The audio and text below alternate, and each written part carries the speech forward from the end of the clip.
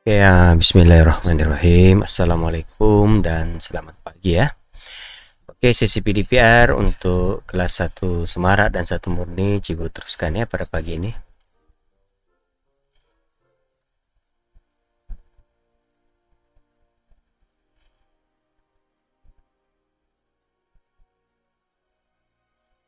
Oke, jadi kita telah sampai kepada tajuk bab 8 ya, yaitu cahaya dan optik. Oke, bab 8 cahaya dan juga optik. Oke, jadi tajuk ini panjang ya, ada beberapa tajuk kecil dia. Oke, kita tengok dulu buku teks. Oke, jadi ini dalam buku teks Anda ya, kalau kamu tengok buku teks. Oke, tajuk ini ada beberapa pecahan ya yang perlu mungkin kita boleh lihat dulu lah. Ini nih. Oops. Oke, jadi di sini dalam tajuk bab 8 ini kita akan belajar mengkaji lah. Oke. Kaji, besarkan. Ini. Oke. Penggunaan cermin, sifat cahaya, pantulan cahaya, pembiasan cahaya, penyebaran cahaya, penyerakan cahaya, penambahan dan penolakan cahaya. Oke, semuanya berkenaan dengan cahaya. Oke. Tengok, mari kita kaji persoalan ini ya. Sebelum kita terus kaji ya, belajar untuk hari ini, coba kita baca sama-sama persoalan yang dipaparkan dalam screen ya. Mengapakah langit dan laut kelihatan biru apabila matahari bersinar? Oke, mengapakah dasar laut kelihatan cetek? Oke, bagaimanakah bayang pokok kelapa terbentuk? Oke, apakah yang menyebabkan fenomena-fenomena ini berlaku? Oke, pada waktu tengah hari ya, oke, kita dapat laut akan kelihatan berwarna biru ya. Mengapa? Ya. Oke, kita pikir-pikirkan bersama. Oke, jadi kita pergi kepada slide penerangan cikgu. Oke, jadi untuk hari ini cikgu kita akan sentuh 8.1 saja ya, 8.1 yaitu penggunaan cermin. Oke.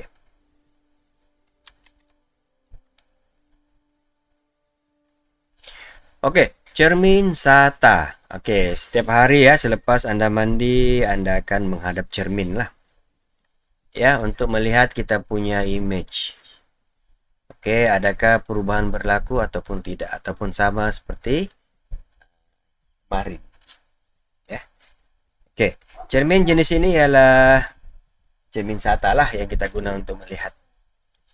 Kita punya wajah, kita punya pakaian ya.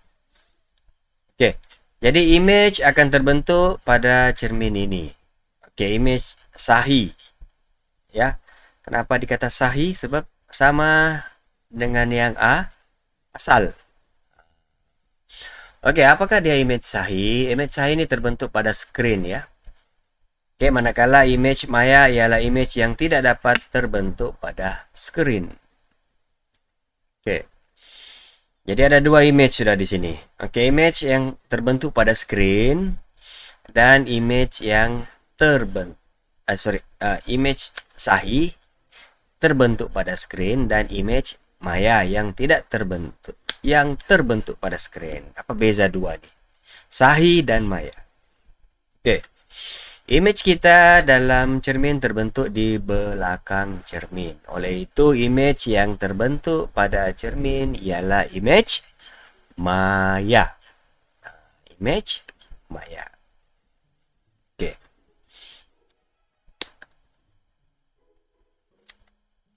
Oke, cermin ada 3 jenis. Oke, cermin sata, cermin cekung, dan juga cermin cembung. Tentu kamu pernah melihat ketiga-tiga jenis cermin ini kan? Kalau tak pernah lihat, coba Google. Oke, cermin Sata mengaplikasikan konsep pantulan cahaya. Oke, sinar cahaya yang terpancar di atas cermin akan dipantulkan. Bolehkah kita melihat image kita pada cermin pada waktu malam, pada waktu gelap? Siapa boleh nampak image-nya pada cermin pada waktu gelap? Oke, coba kamu melihat cermin pada waktu gelap, yaitu pada waktu malam. Oke, matikan lampu, kemudian lihat kamu punya image pada permukaan cermin. Adakah kamu nampak atau tidak? Oke, sudah tentulah tidak, karena konsep pantulan cahaya di sini tidak ada. Ya, oke. Seterusnya kita lihat aplikasi cermin Sata ya. Cermin Sata ini adalah cermin yang biasa ya, cermin biasa dalam kita punya yang ada di sekeliling kita lah ya. Oke, cermin Sata membantu penari untuk membetulkan pergerakannya. Oke. Cermin Sata diletak dalam bilik supaya bilik itu kelihatan lebih luas. Nampak luas kan? Padahal bilik dia kecil, oleh kerana ada cermin besar, berdouble lah dia punya aksesori dalam bilik itu. Ya, cermin Sata. Oke. Cermin cekung pula. Apa dia punya kegunaan dalam kehidupan? Oke, dalam gambar itu nampak gigi kan? Nampak dia punya alat itu? Alat itu ada cermin. Kan? Oke. Biasanya dokter atau dentis ya, dia akan gunakan alat ini.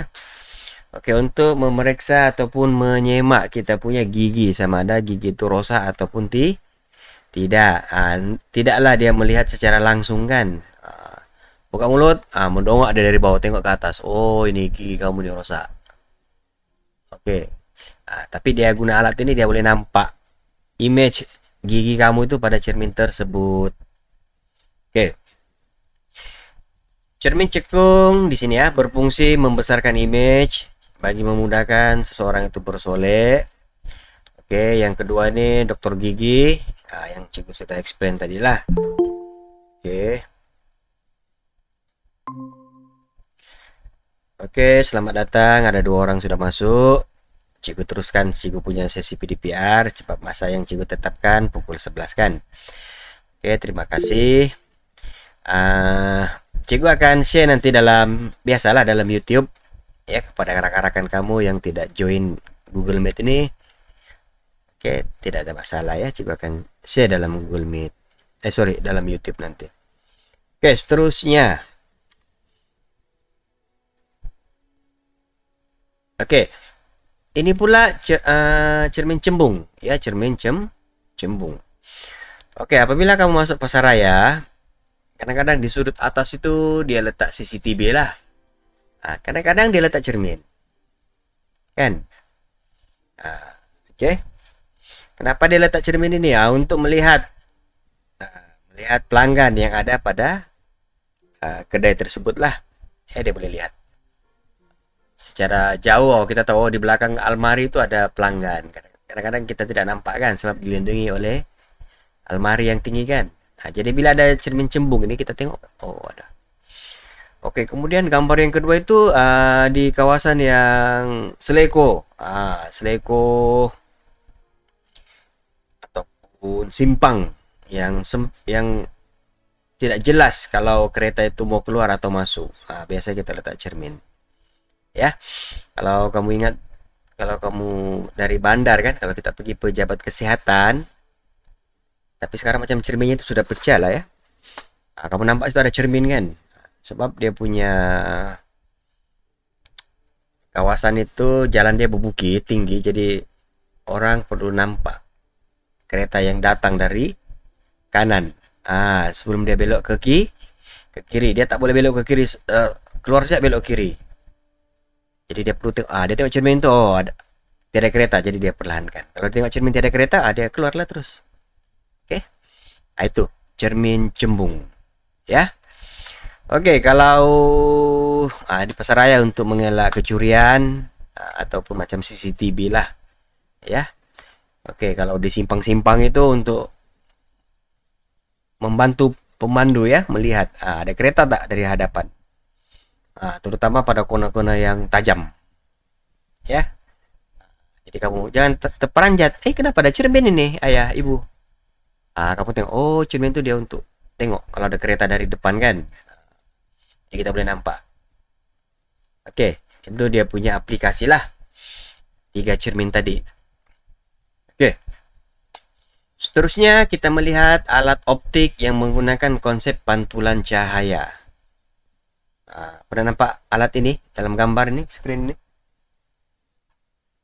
Oke, alat ini.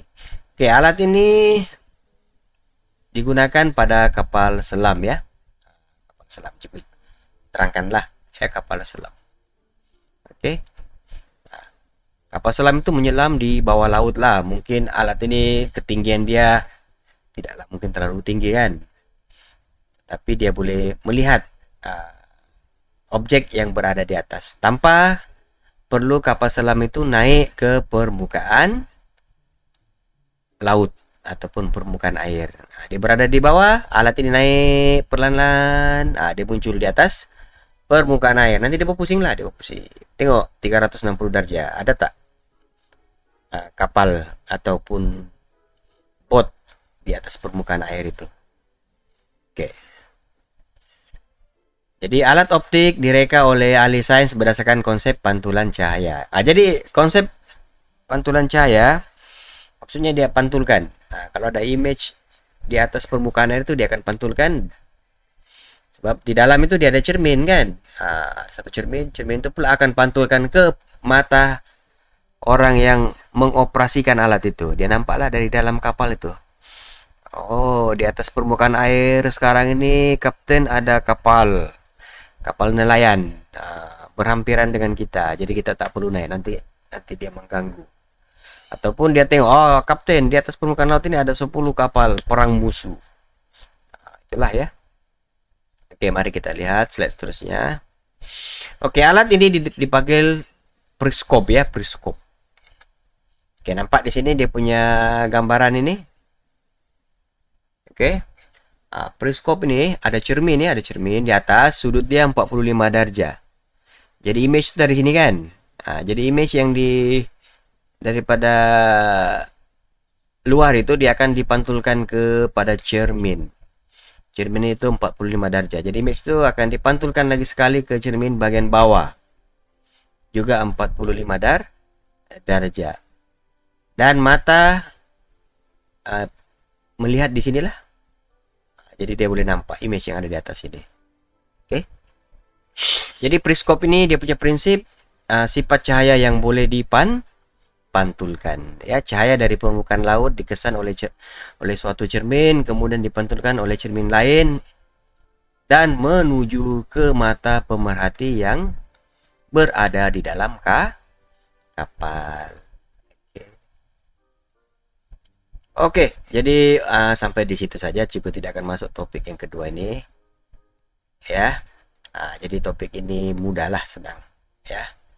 Oke, apa yang kita perlu tahu dalam 8.1 ini ialah penggunaan cermin, ya, cermin sata, oke, cermin cembung, dan juga cermin cekung. Kemudian kita perlu tahu image sahi. Oke, balik kepada image sahi ini. Oke, kalau kamu melihat handphone kamu kan ada image kan dalam screen itu kan? Macam sekarang kamu tengok kamu punya screen handphone ataupun komputer. Itu image apa itu? Sahi kah maya? Itu ialah image sahi pada screen. Ya. Sekarang kamu tengok kamu punya screen handphone, ada tak muka kamu dalam screen itu? Dengan jelas ya, dengan jelas. Tiada kan? Tiada. Tapi sekarang coba ambil cermin di rumah kamu, ambil cermin. Tengok cermin itu. Adakah image muka kamu terbentuk pada cermin itu? Terbentuk. Kamu nampak muka kamu. Coba tutup mata. Adakah mata dalam cermin itu tutup juga? Nah, sudah pastilah tertutup. Nah, kalau kamu tutup mata, tetapi image dalam cermin pula terbuka, masalah sudah itu. Itu bukan kamu punya image. Kan?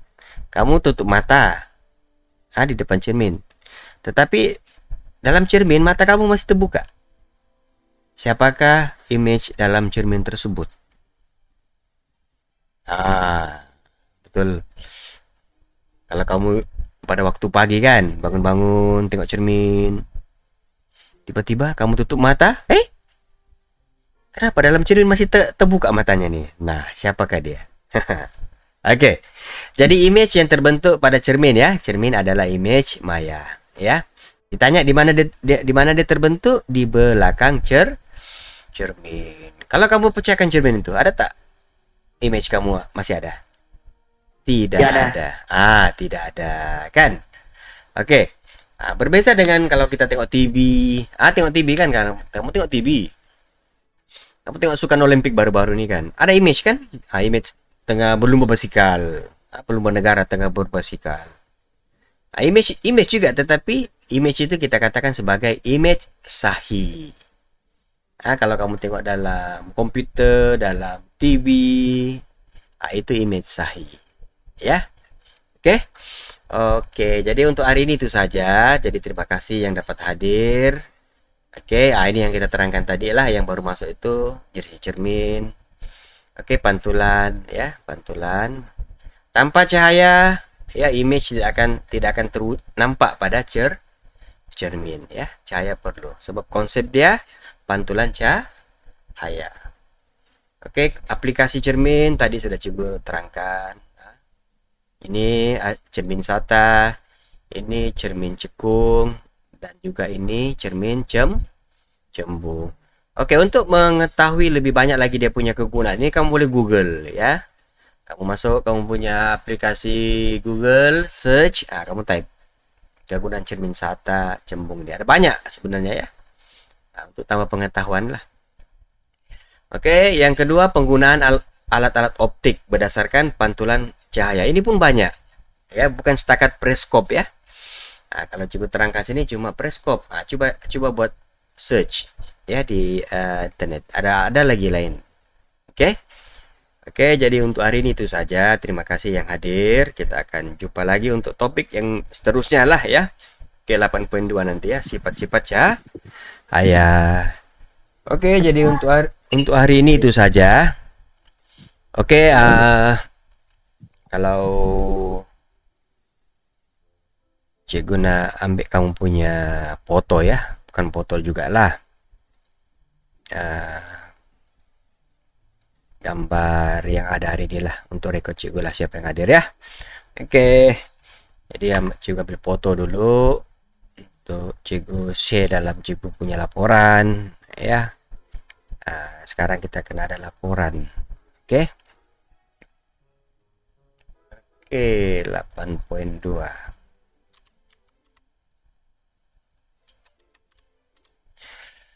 Oke, Aswar, dengan siapa nih? Gaming muda ini siapa nama penuh kamu nih? Gaming muda ini. Mas Hakimi itu. Oh, Hakimi. Oke, kita niatin hadir ini ya. Oke, kita jumpa lagi untuk sesi PDP akan datang. Assalamualaikum warahmatullahi taala wabarakatuh. Ya, nanti cikgu akan share lah, nanti kita punya rekaman nanti pada YouTube ya. Oke, jumpa lagi. Bye.